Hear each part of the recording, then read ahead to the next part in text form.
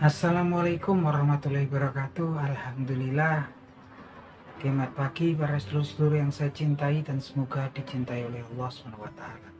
Oke para sedulur, kalau melihat pemberitaan di media sosial, di media mainstream atau di stasiun televisi di seputaran pemberitaan di negeri kita di pertengahan tahun 2025 ini, tampaknya memang banyak peristiwa-peristiwa besar yang terjadi yang kemudian menimbulkan gejolak di masyarakat ya teman-teman. Gimana kita lihat ketika terjadi demo besar-besaran di sebuah kota di Kabupaten Pati ya, Kabupaten Pati di Jawa Tengah, karena kemudian bupatinya yang namanya Sudewo menaikkan PBB Kabupaten Kota Pati ini naik menjadi 250%. Ini kemudian menjadi gejolak dan timbullah kemudian demonstrasi besar-besaran massa yang tuntutannya adalah pembatalan kenaikan PBB, dan memang kemudian itu berhasil ya teman-teman. Dan ternyata itu pun nggak terjadi, kenaikan PBB itu nggak terjadi cuma di Kota Pati ya. Berikutnya ternyata di Kota Pekalongan pun ternyata ada kenaikan menjadi 1000% gitu kan, dan itu memang ternyata setelah diklarifikasi oleh wali kota Pekalongan itu udah terjadi dari tahun 2024, walaupun itu kemudian di cancel.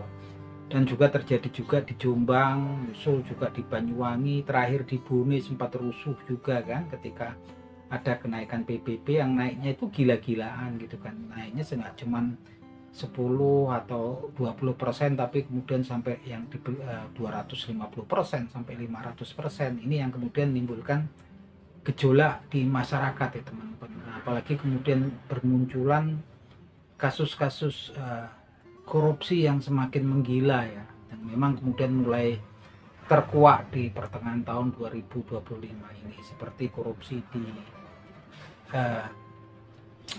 Kementerian Kemenak ya, Kementerian Agama terkait dengan korupsi kuota haji, pembagian kuota haji tahun 2024 juga ini terjadinya. Begitu juga ketika terjadi pemeriksaan dugaan korupsi di Kemendikbud terkait pengadaan laptop. Terakhir ada kemudian juga dugaan korupsi terkait dengan pemerasan untuk pengeluaran sertifikat K3 di Kemenaker teman-teman. Ini yang kemudian menimbulkan gejolak di masyarakat ya. Masyarakat betul-betul sebagian besar ya kecewa ya teman-teman, gitu di negara ini ternyata memang sarangnya para koruptor ya. Dan saya nggak ngerti, karena kita memang punya KPK dan Kejaksaan. KPK udah puluhan tahun ya kita punya KPK, semakin kesini dia semakin korupsi itu bukannya semakin ditekan, tapi semakin kayaknya menggila ya teman-teman. Dan itu ada di lingkar kekuasaan aparat yang kemudian ya tidak amanah lah oknum-oknum tersebut gitu kan, oknum-oknum di pemerintahan yang kemudian melakukan korupsi ya, yang menyusahkan masyarakat gitu kan. Nah, ini yang kemudian memang kalau kita lihat kan terakhir itu gimana seorang tersangka di kasus dugaan, di kasus pemerasan penerbitan SK-K3 Kesehatan dan Keselamatan Kerja di Kemenaker, itu masih di press conference-nya KPK udah dijadikan tersangka, pakai baju oranye, pakai rantai, masih kemudian dengan gagahnya dia mengepalkan tangan gitu kan. Kita nggak ngerti, sepertinya udah nggak ada rasa takutnya lagi ya, rasa malunya juga hilang ya. Seperti ini sebenarnya juga lama-kelamaan juga bikin kesal ya, menimbulkan gejolak. Walaupun kemudian Pak Prabowo Subianto juga nggak melindungi oknum tersebut, tapi kemudian langsung dipecat ya dari Wamen gitu kan, langsung kemudian diberhentikan. Ini langkah cepat yang dilakukan Pak Prabowo. Belum kemudian beberapa bulan yang lalu kita sempat heboh di masyarakat terkait dengan tambang nikel ya, yang kemudian terjadi penambangan di Kepulauan Raja Ampat, yang kemudian menjadi sebagai situs perlindungan, mendapatkan situs-situs kekayaan alam dunia ya dari UNESCO. Ini kemudian memang kemudian menimbulkan gejolak di masyarakat setempat gitu kan, di mana terjadi kerusakan alam di Kepulauan Raja Ampat yang betul merupakan salah satu situs ya, merupakan situs kekayaan alam dunia gitu kan. Yang kemudian lagi-lagi Pak Prabowo bergerak cepat untuk kemudian menarik ya izin penambangan daripada beberapa perusahaan yang menambang di Kepulauan Raja Ampat. Lagi-lagi ini dimulai dari pemerintahan sebelum Pak Prabowo Subianto. Nyusul kemudian ada konflik yang memanas di Sumatera, di ujung pulau Sumatera antara Provinsi Medan dan kemudian Provinsi Sumatera Utara dan Provinsi Nanggroe Aceh Darussalam.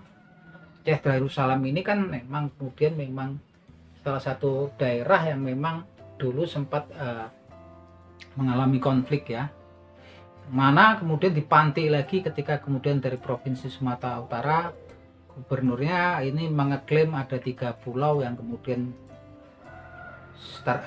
milik Nanggroe Aceh Darussalam, mereka masuk ke wilayah Sumatera Utara. Lagi-lagi kemudian sempat memanas, menimbulkan gejolak di masyarakat. Kalau kemudian sampai terjadi keruh di Nanggroe Aceh Darussalam, saya nggak ngerti, di tengah kemudian pastinya akan memantik kerusuhan gejolak masyarakat juga di area-area lain. Lagi-lagi Pak Prabowo Subianto bergerak cepat dan ternyata ketika kemudian diklarifikasi bahwasanya pulau-pulau tersebut ternyata memang milik Provinsi Nanggroe Aceh Darussalam. Yang jelas kemudian dari banyak peristiwa yang terjadi ini kemudian timbul teori-teori ya, salah satunya teori yang diungkapkan oleh Jenderal Purnawirawan Gatot Nurmantio.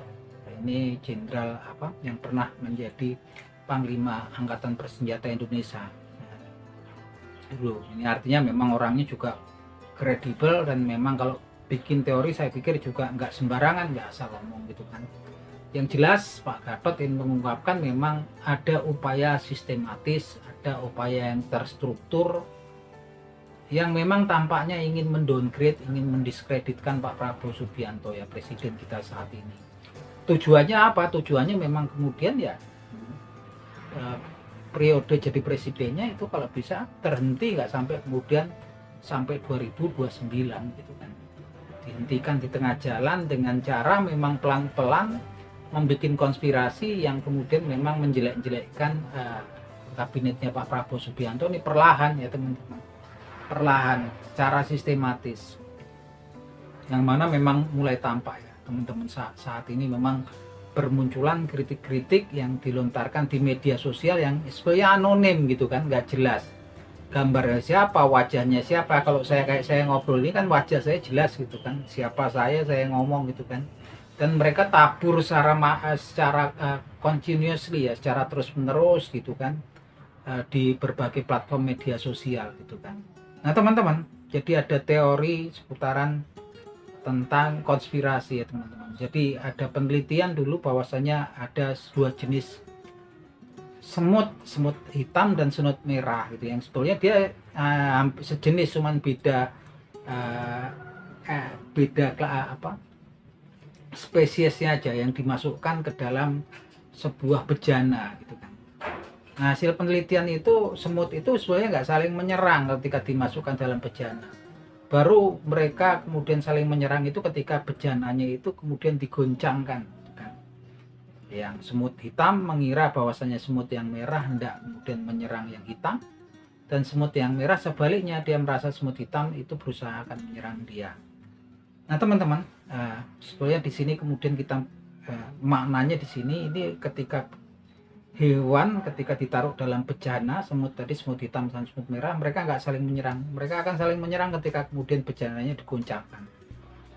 Artinya di sini kalau kemudian sekarang antara elemen masyarakat itu sepertinya tidak diprovokasi, tidak kemudian untuk membenci gitu kan, kemudian agresif terhadap aparat pemerintahan.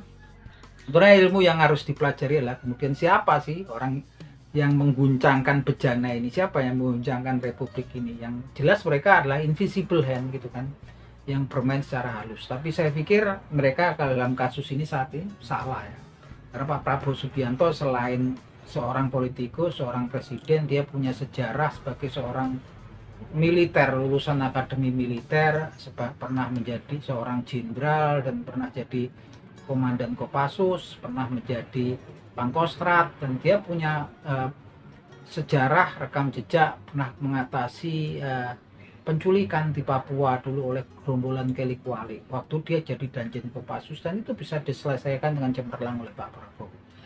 Nah, kalau kita lihat memang saat ini memang masif ya, pelan-pelan memang kemudian digiring memang di media sosial oleh akun-akun anonim yang memang kemudian pelan-pelan ingin mendowngrade, ingin mendiskreditkan pemerintahan kita, utamanya sih yang dituju sepertinya Pak Prabowo Subianto dengan berbagai cara yang halus gitu kan. Nah, intinya apa? Saya kok kesini semakin percaya dengan teori-teori konspirasi yang kemudian diungkapkan oleh Pak Gatot Nurmantio. Intinya jangan sampai kemudian kita diadu domba, jangan sampai kita digoncang, saling mencurigai dan saling membenci, bahkan saling menyerang antara anak bangsa, teman-teman. Ini yang sangat penting. Dan kalau kesininya saya yakin Pak Prabowo apapun dengan segala kelebihan dan kekurangannya, dia ada yang positifnya ya. Paling enggak kasus dugaan korupsi di Kemenak, kemudian dugaan korupsi di Kemendikbud, kemudian ada kasus terkait backing judi online di Kemenkominfo mulai muncul ya di eranya Pak Prabowo. Artinya Pak Prabowo bukan orang yang kemudian bisa dipengaruhi, bukan orang yang bisa diintervensi. Walaupun kita masih menunggu nih kan tokoh-tokoh, aktor-aktor yang terjadi di Kemenkominfo yang jadi backing judi online yang lagi diproses hukum, kemudian di Kemendikbud, kemudian dugaan korupsi di Kemenak. Ini kan memang masih terus ditelusuri dan kita menunggu terang sangkanya. Ini barometernya ya teman-teman, barometer daripada kinerjanya Pak Prabowo Subianto di bidang penegakan hukum. Walaupun kita juga berharap nggak cuma penegakan hukum, tapi kemudian pembuatan undang-undang untuk membuat efek jerah ya. Bayangkan orang yang sudah pakai baju oranye, yang kemudian sudah diborgol masih bisa mengepalkan tangan, kayak nggak ada rasa takutnya. Harapan kita ya, para wakil rakyat kita yang memang kemarin sempat berkonflik ya dengan konstituen atau pemilihnya terkait dengan tunjangan dan gaji yang naik ya. Tapi kalau menurut saya sih sah-sah saja, terserah, tapi yang penting tolong dong digulkan juga undang-undang kayak perampasan aset ya. Kalau nggak pernah gul itu jadi tanda tanya gitu kan, wakil-wakil kita itu kemana gitu kan. Nah itu aja sih menurut saya suara dari salah seorang warga negara Indonesia yang ya pengen negaranya ada progres yang positif ke depan. Semoga kalau teman-teman punya analisa tentang peristiwa-peristiwa yang terjadi belakangan ini, monggo teman-teman bisa tulis di kolom komentar. Oke teman-teman, semoga bermanfaat obrolan kita di pagi hari ini. Akhir kata, wabillahi taufiq wal hidayah. Wassalamualaikum warahmatullahi wabarakatuh.